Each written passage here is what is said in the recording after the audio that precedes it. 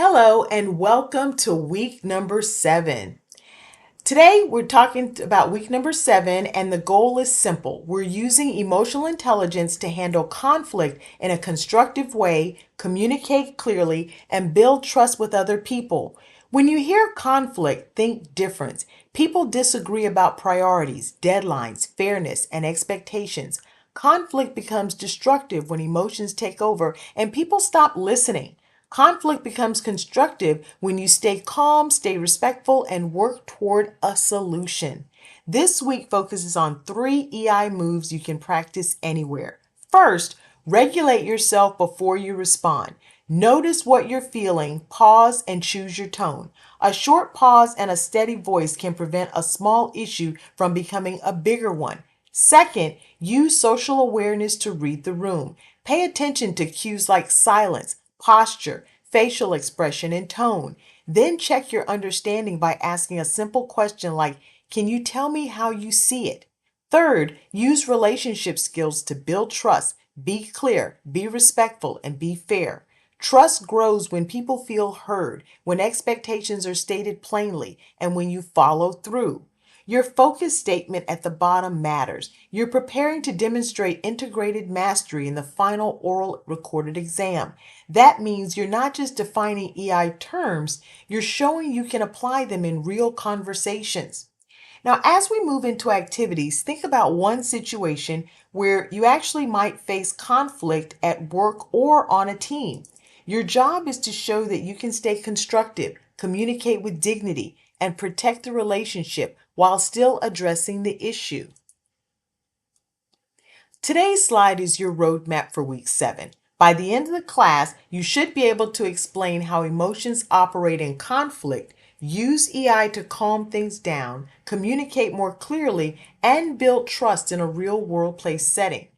Outcome 1 is about understanding the problem. When emotions rise, they change what we notice, how we interpret what people mean, and how we react. That's why small disagreements can quickly escalate into bigger conflicts. Outcome 2 is about using EI for resolution. Your goal is not to win, it's to de escalate, clarify what each person actually needs, and protect the relationship while you solve the issue.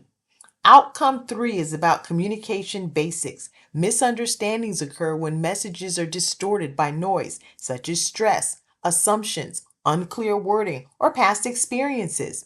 We'll practice sending clearer messages and checking for understanding so fewer things are misread. Outcome 4 is about trust. Trust is built when your behavior is consistent, respectable, and reliable. It's repaired when you own mistakes, make things right, and follow through. On the right, the agenda shows how we'll do this today. We start with conflict and emotion, then move into EI tools for resolution, then communication skills, then trust building behaviors, and finally practice to help you feel ready for the final recorded oral exam. The readings listed at the bottom connect to these same ideas. Keep them in mind as we practice because the exam will ask you to apply concepts, not just define them. This slide shows a simple chain reaction in conflict emotion shapes what you notice, how you explain it, and what you do next. Start with the emotion cue. Something triggers you, like a comment, a tone, a deadline, or a feeling of being disrespected. That trigger activates a goal in your mind, such as protect myself, prove I'm right, or be treated fairly. Next is attention. When emotions rise, your focus shifts. You may zoom in on one detail and ignore everything else, or start scanning for more threats. Either way, your attention is no longer neutral. Then comes interpretation. Your brain tries to make meaning quickly and often fills in missing information with assumptions. You may assume intent like, they don't respect me, even without proof.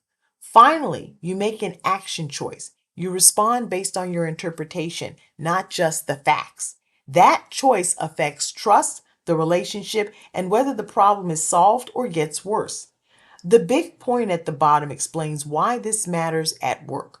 Workplace conflicts is not only about the topic, it's also about emotion, identity, and perceived threat.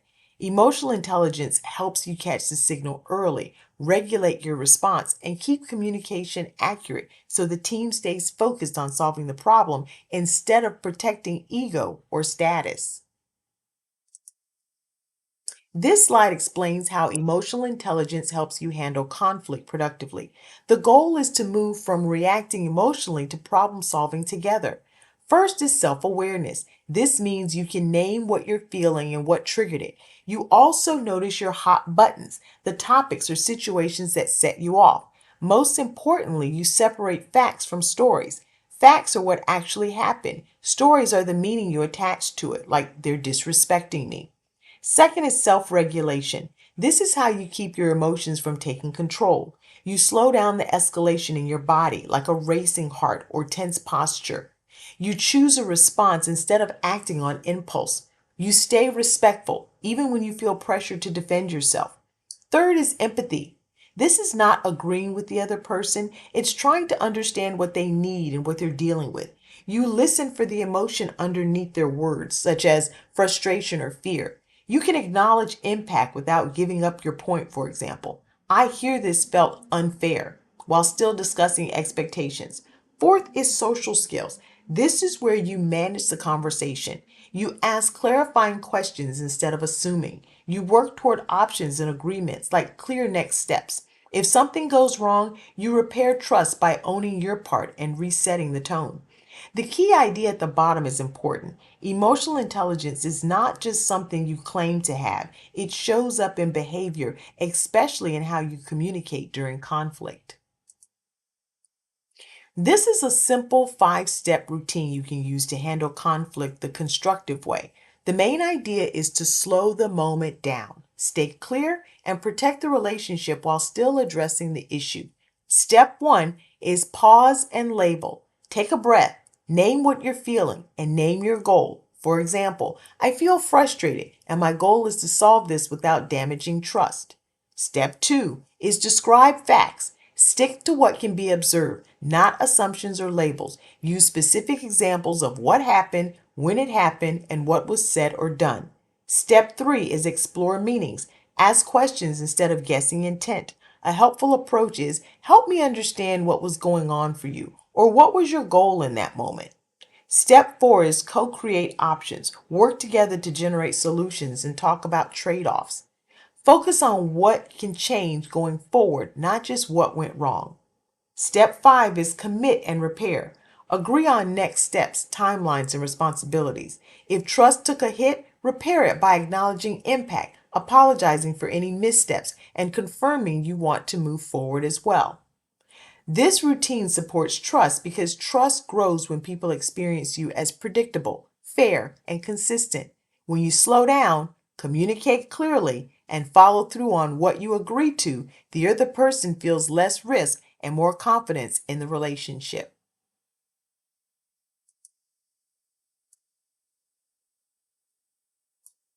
Communication is not just what you say, it's whether the other person understands it the way you intend it.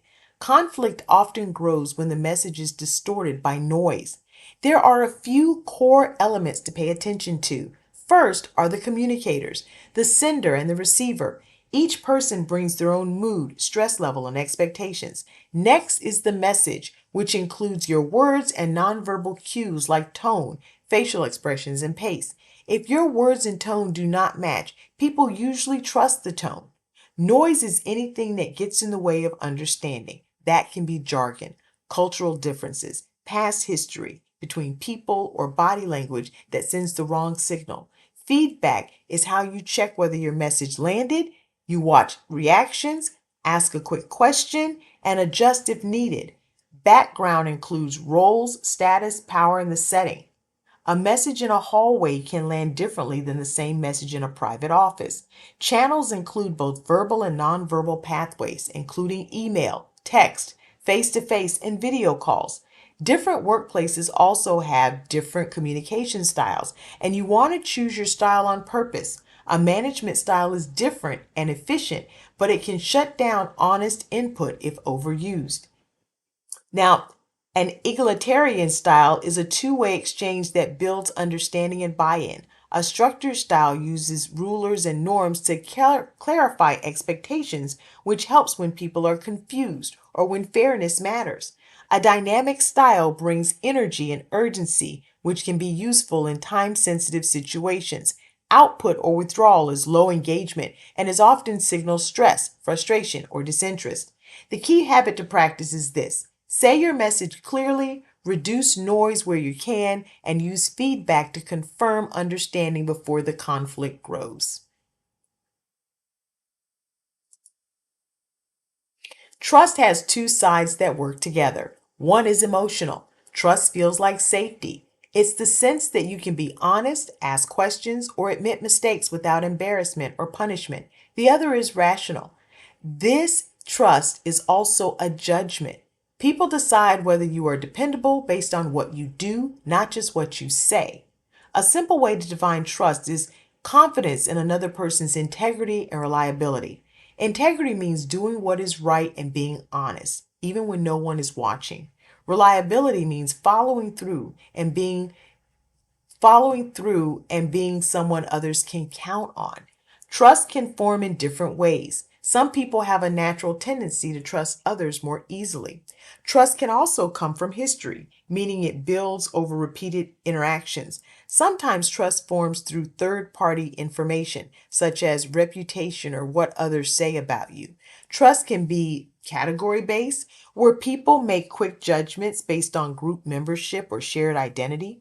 Trust can be role based, meaning someone trusts your competence because of your job or expertise. Trust can also be rule based, where people trust the system because the process is consistent and fair.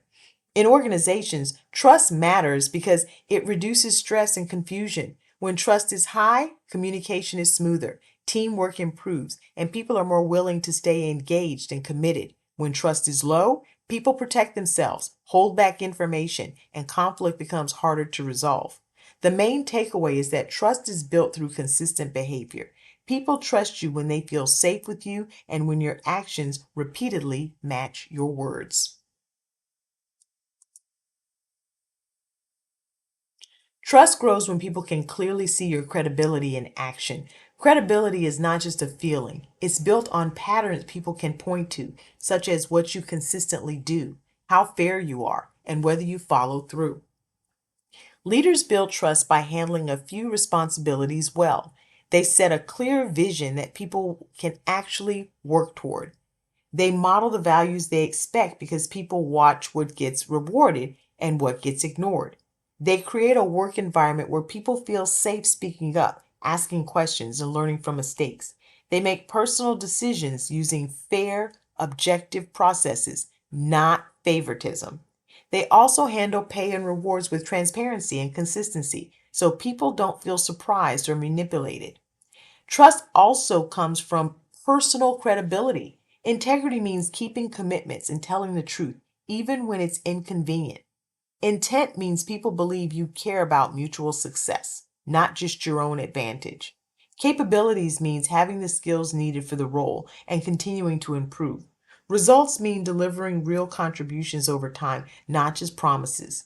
Emotional intelligence supports all of this. Self regulation helps you stay calm, consistent under pressure, which makes you more predictable and easier to trust. Empathy helps you listen well, communicate fairly, and follow through during tough conversations, especially when emotions are high.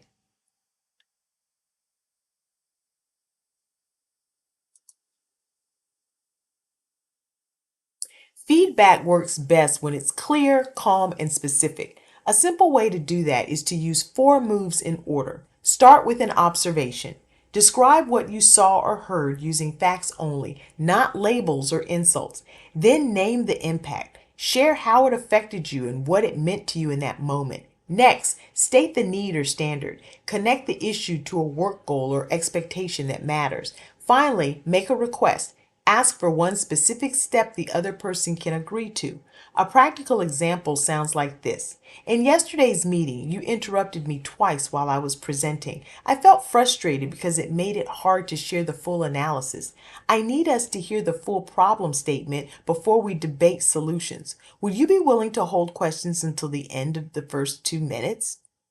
Sometimes feedback conversation also involve repair, especially if trust has been damaged. Repair starts with acknowledgement. Name that something did not land well. Then own your part. Briefly say what you should have done differently. Clarify your intent so the other person knows your goal is not to attack them. Then repair by naming what you will do next time and asking what would help rebuild confidence. This activity is practice for handling conflict in a way that protects the relationship and keeps the work moving. Choose one scenario: a missed deadline that impacts customers, a cross team disagreement about priorities, or perceived disrespect in a meeting. Work in pairs. One person starts the conversation and the other responds. After 6 minutes, switch roles so both people get a chance to practice. Now, this is something that you can do with a partner if you so choose. Finally, the final oral recorded exam directions you can follow. This exam is simple. You'll record yourself explaining how you would handle one workplace conflict using emotional intelligence, clear communication, and trust building. Think of it as walking me through your plan. Step 1: pick one conflict, choose one situation you can explain quickly. It must involve a disagreement, tension, or a mistake that needs to be addressed. You should be able to describe it in about 60 to 90 seconds, explain what happened, tell the story clearly and briefly, tell what happened, who was involved,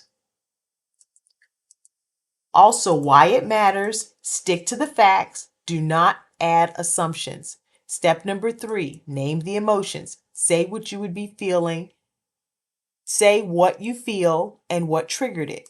Then say what the other person might feel and what might trigger them. Do not guess their intentions. Focus on what you observed and what emotions would make sense. Step number 4, say how you'll regulate yourself. Explain one thing you would do to stay calm and respectful. Give examples. Pause before responding. Lower your voice. Slow your breathing. Remind yourself the goal is problem solving, not winning. Step 5, use the step 5 conflict process. Walk through the steps in order using your scenario. Pause and label. Name the emotion and the goal. Describe facts. Say what you saw or heard, not what you assume. Explore meanings. Ask questions instead of guessing. Co-create options. Offer solutions and ask for ideas. Commit and repair. Agree on next steps and fix any trust damage. Step 6, use the 4-move feedback script. Include each part in your wording. Observation: when I saw or heard. Impact: I felt because. Need or standard: I need us to. Request: would you be willing to? Step 7, show strong communication. Avoid noise, which means misunderstanding caused by tone, assumptions, or unclear wording. To show strong communications, you must ask at least 2 curiosity questions. Examples: can you help me understand what happened on your side? What was your goal in that moment? Then briefly say how you would check understanding. Another example: so what I'm hearing is that right?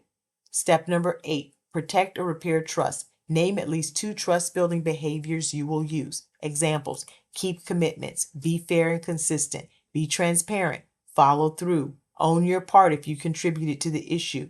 If trust was damaged, explain how you would repair it. Step number 9, end with a clear next step plan. Say exactly what happens next, who will do what, when it will happen, when do you follow up. Step 10, be specific. Avoid vague statements like I would stay calm. Instead, use exact actions and sample wording you would actually say. Passing the checklist: one clear conflict scenario, emotions named for self and other, one self-regulation strategy, all 5 conflict steps included, all 4 feedback moves included, at least 2 curiosity questions, at least 2 trust building behaviors, a clear follow-up plan. All right, and here are the readings for week number 7. Thank you so much. That is going to conclude this week's presentation. Thank you.